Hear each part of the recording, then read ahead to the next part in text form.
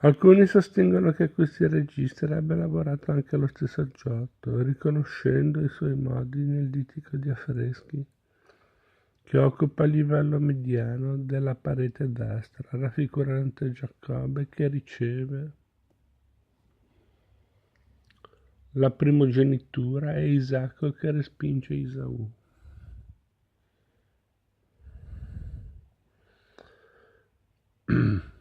Le due scene introducono infatti una resa spaziale e un trattamento tridimensionale della figura umana finora inediti, che li avvicina alle scene sottostanti. Queste narrano la storia del santo secondo la versione fornita da San Bonaventura nella leggenda Maior scritta nel 1263, da cui furono tratti anche i titoli posti a esplicazione dei singoli episodi.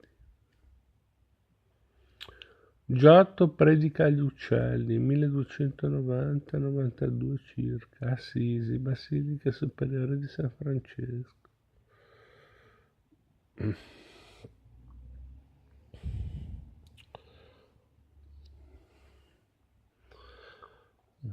Ci sono un casino di illustrazioni in questo libro. La mancanza di una tradizione iconografica induce il pittore ad adottare soluzioni innovative, di forte impatto emotivo, mentre la vicinanza cronologica dei fatti narrati gli permette di ambientarli nella realtà contemporanea. Le scene si inseriscono all'interno di un'incorniciatura architettonica composta da colonnine tortili del tipo cosmattesco che sostengono un architrave con motivi a cassettone e mensolette. La loro costruzione prospettica tiene conto della posizione dell'osservatore, stabilendo la connessione tra lo spazio dipinto e quello reale.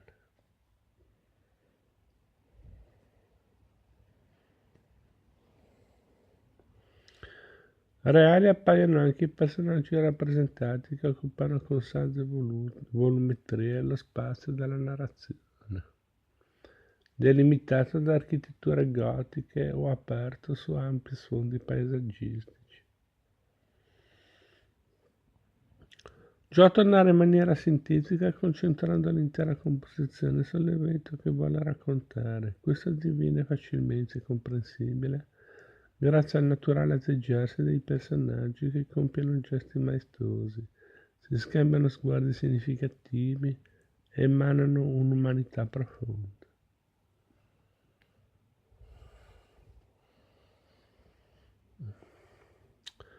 Analisi dell'opera. Questo possiamo anche saltarlo perché altrimenti qui diventa una catena di Sant'Antonio che non finisce più.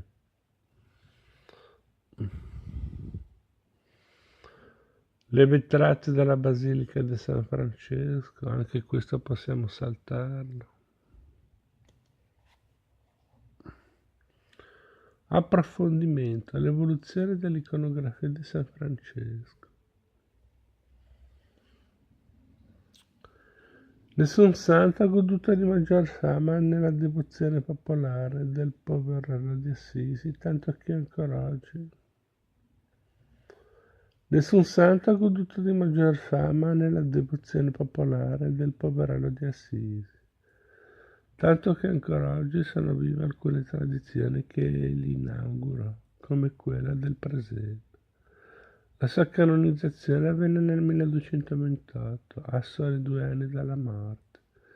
Nell'immediata esigenza che si verificò di rappresentare la vicina terrena di Francesco, fautore di una spiritualità semplice e gioiosa, animata da schietta umiltà, si talvolta ha voluto riconoscere la causa determinante del rinnovamento in senso gotico, dunque moderno, dell'arte italiana che alla metà del 200 era ancora fedele agli aulici e ripetitivi schemi delle icone bizantine. In realtà, prima che la figura del santo sia circonfusa da quell'aurea che ancora oggi la contraddistingue, e che nei secoli. Ha fornito lo spunto per rappresentazioni dolci e umanissime della sua storia sacra. Trascorreranno alcuni decenni.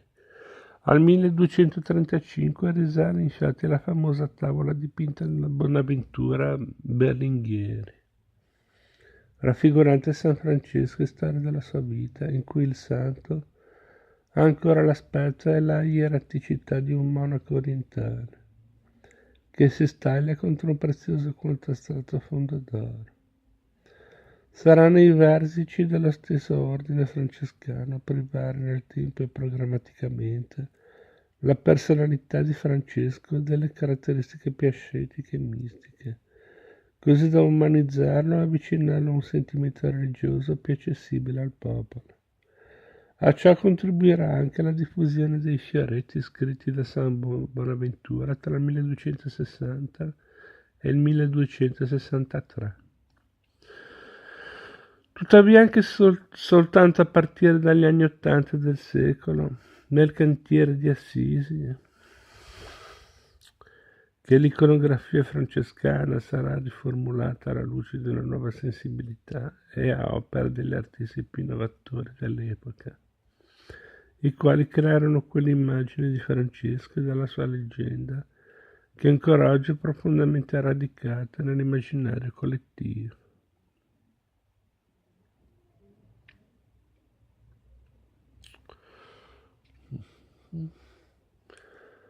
Tra Firenze e Roma.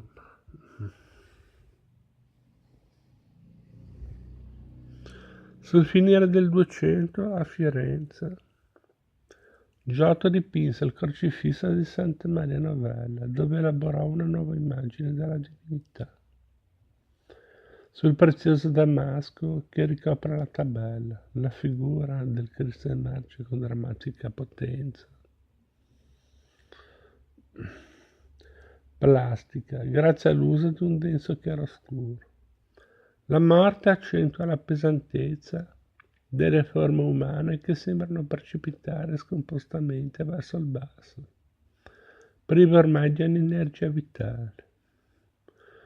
Il corpo non appare centrato rispetto all'asse della croce, ma si sposta verso destra coprendo quasi tutto il tabellone, mentre la listatura nera della croce sottolinea questo movimento, tracciando una linea tra il torace e la coscia e un'altra linea a destra, tra la coscia e il polpaccio.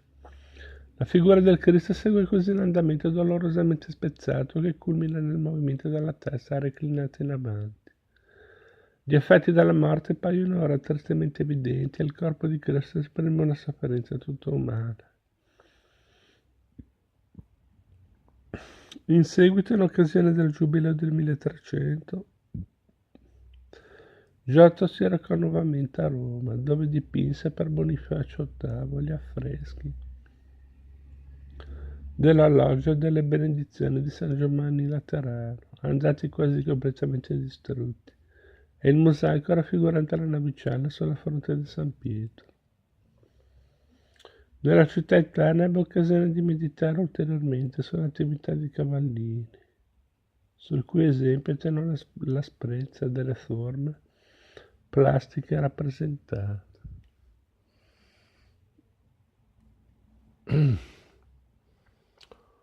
Tra Rimini e Padova.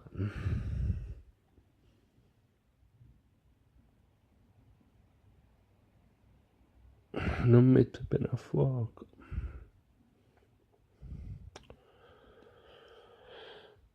Come testimoniano numerose fonti letterarie, Giotto conobbe una vastissima fama anche tra i suoi contemporanei, tanto da essere spesso considerato l'artista che meglio rappresenta l'intero Medioevo. La sua produzione pittorica interrompe bruscamente il lineare percorso della tradizione, che per approdare a risultati rivoluzionari, che in vari modi anticipano i valori formali e ideali del Rinascimento. I personaggi delle storie sacre hanno ora solidi corpi, abbondantemente ombreggiati, Esprimono sentimenti umani e si muovono all'interno di spazi reali costruiti prospetticamente con architettura moderna. È facile immaginare l'impressione suscitata dal linguaggio giottesco tra i contemporanei. Un innumerevole stuolo di pittori e frescanti trasse ispirazione dalla lezione del maestro, intraprendendo autonomi filoni di ricerca che rinnovarono le scuole locali, specie nella città in cui Giotto aveva soggiornato personalmente e dove la presenza di una sua opera continuava a suscitare profonde emozioni. Particolarmente prolifica nella prima metà del Trecento fu la scuola pittorica riminese, con Neri, Giovanni e Pietro da Rimini e poi quella di Bologna dove gli influssi giotteschi arrivarono attraverso le opere della bottega del maestro. Insomma, di carne al fuoco ce n'è parecchia. Per adesso penso che ci possiamo anche fermare qui.